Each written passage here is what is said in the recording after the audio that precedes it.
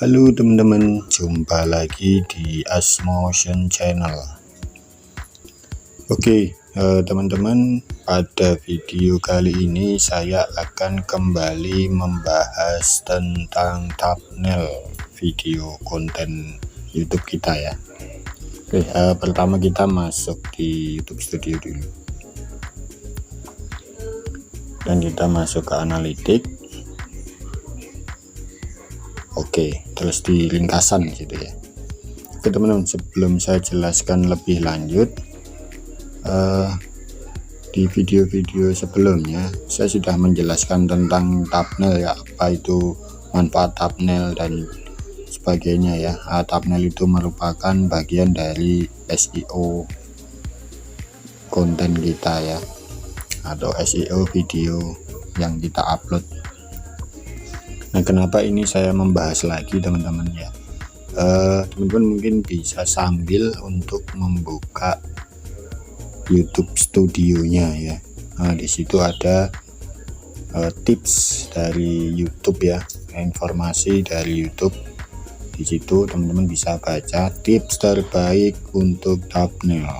Nah, jadi YouTube ini memang sedang ini ya, YouTube ini sebenarnya memang mendorong atau memotivasi para konten kreator pemula ya, khususnya atau YouTuber pemula seperti kita ini untuk maju ya. Jadi di situ YouTube terus mengadakan kiat-kiat bagaimana menjadi YouTuber yang sukses gitu ya. Jadi memang ini ditujukan YouTube kepada YouTuber pemula seperti kita ini ya, tips-tips seperti ini. Karena kalau untuk YouTuber yang sudah besar atau konten kreator yang sudah sukses, ini kan sudah tips-tips seperti ini pasti sudah lewat, karena mereka memang sudah sukses ya, sudah mencapai level tinggi gitu ya. Artinya untuk view, subscriber dan lain-lain mengenai tentang YouTube itu sudah mencapai level yang tinggi.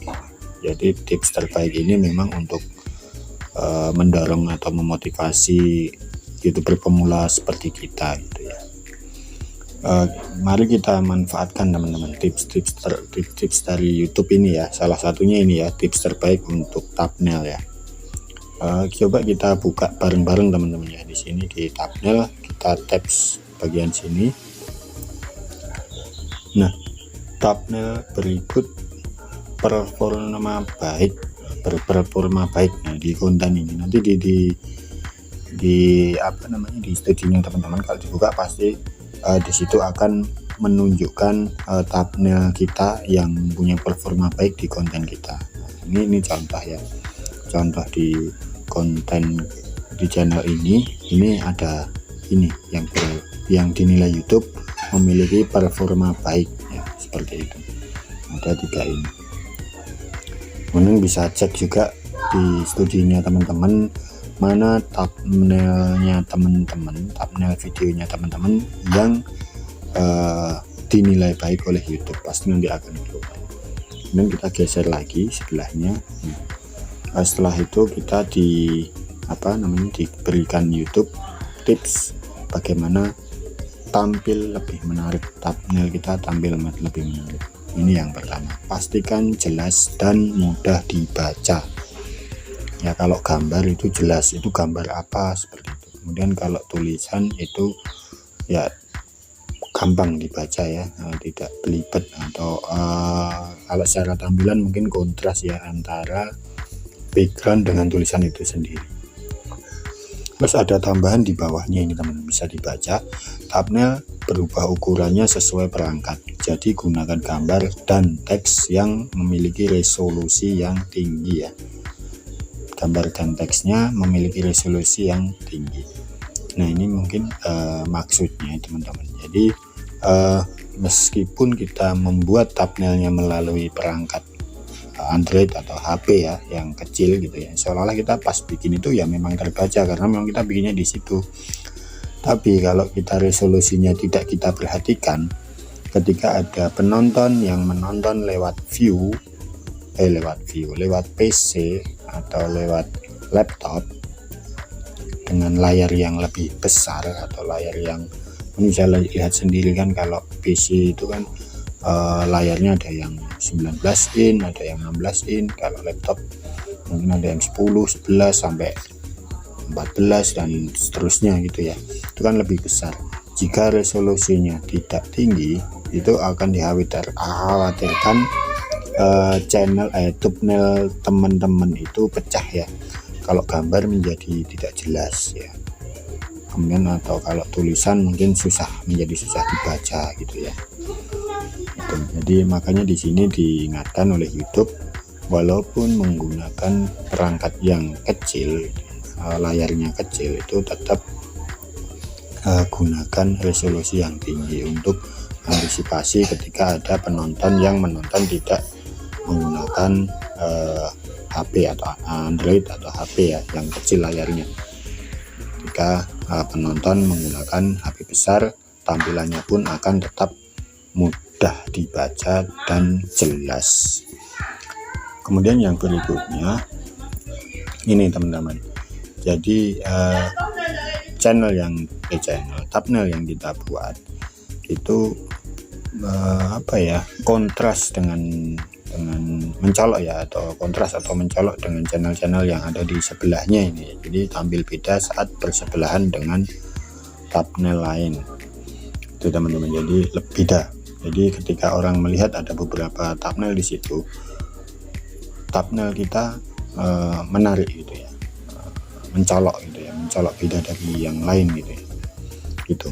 Terus ada tambahannya juga di bawah sini ya, tambahannya thumbnail harus berperan sebagai pratinjo video kita ya, menjadi pratinjo, jadi menggambarkan nanti apa isi videonya dan memicu rasa ingin tahu ya, atau membuat penasaran penonton itu melihat thumbnail kita, pengen tahu apa sih videonya isinya. Oh kok ini ya videonya seperti ini ya, gambar awalnya seperti ini ya, videonya seperti apa ya.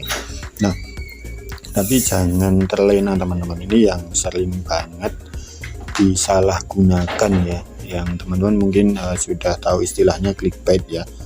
Jadi antara thumbnail dengan video ini tidak sama, atau tidak thumbnailnya apa terus isinya apa gitu ya, tidak sama ya, tidak sama itu maksudnya. Nah untuk mencari perhatian penonton ya, bikin thumbnail yang wah gitu ya, ternyata isinya tidak sama seperti itu. Nah ini akan sangat berdampak tidak bagus teman-teman. Yang pertama, ketika penonton ini mengklik video, nah terus kemudian videonya itu atau kontennya itu tidak sesuai dengan thumbnail, maka penonton akan kecewa dan akan langsung mematikan videonya ya, sehingga dampaknya jam waktu tontonnya itu akan drop ya, akan kecil ya, akan rendah sekali itu. Dan yang parah lagi, penonton itu tidak akan menonton lagi video-video yang lainnya karena kecewa ya, karena nanti paling seperti ini lagi, gambarnya seperti ini, judulnya seperti ini, nanti videonya tidak sesuai itu. Jadi clickbait itu sangat tidak disarankan itu teman-teman ya. Itu ya, jadi ini intinya berperan sebagai pratinjo video kita ya. Untuk thumbnail ini bisa menggambarkan nanti apa video kita, dan yang tidak kalah pentingnya bisa membuat penasaran para penonton ya, agar mengklik video kita.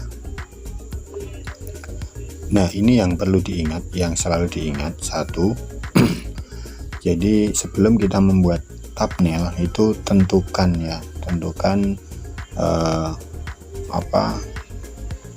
wajah karakter, kemudian warna desainnya, kemudian gaya font yang familiar ya, jangan yang fontnya malah susah dibaca seperti itu ya, itu seperti itu. Kemudian yang kedua, warna dan desain yang mencolok memang menarik, tapi jika terlalu banyak bisa membuat kewalahan. Maksudnya ini jangan terlalu ramai teman-teman. Thumbnailnya juga maksudnya tadi bikin mencolok, tapi malah terlalu ramai ya, terlalu ini gitu ya, crowded gitu ya, di thumbnailnya itu juga membuat bosan ya, males gitu ya. Jadi apa ini mah nggak jelas gitu, itu akan malah akan menggambarkan videonya pun juga akan membosankan atau terlalu riuh gitu ya, seperti itu. Nah kemudian yang berikutnya ini sesuaikan dengan penonton. Biasanya kalau saya sebelum membuat desain thumbnail itu saya melihat sasaran dulu ya, sasaran penontonnya itu siapa nanti, apakah seperti ini ya, tutorial ini, jadi penontonnya berarti YouTuber pemula gitu. Terus atau misalnya mau konten-konten lain, misalnya bangunan gitu ya, tutorial bangunan gitu. Jadi desainnya disesuaikan dulu sebelum membuat thumbnail. Apa sih siapa sih sasaran penonton yang akan kita target gitu ya, itu sesuaikan desainnya dengan penonton. Nah itu teman-teman ya, informasi yang saya dapatkan dari YouTube. Semoga teman-teman juga bisa mempelajarinya, kita biar bisa mengoptimalkan SEO kita di sisi thumbnail. Thumbnail ini sangat berpengaruh sekali, sangat memiliki dampak yang tinggi terhadap performa video kita. Ini salah satunya adalah peran dari thumbnail. Oke teman-teman, semoga bisa membantu teman-teman untuk mempelajari bagaimana membuat thumbnail yang bagus. Terima kasih sudah menonton, sampai ketemu di video-video saya selanjutnya.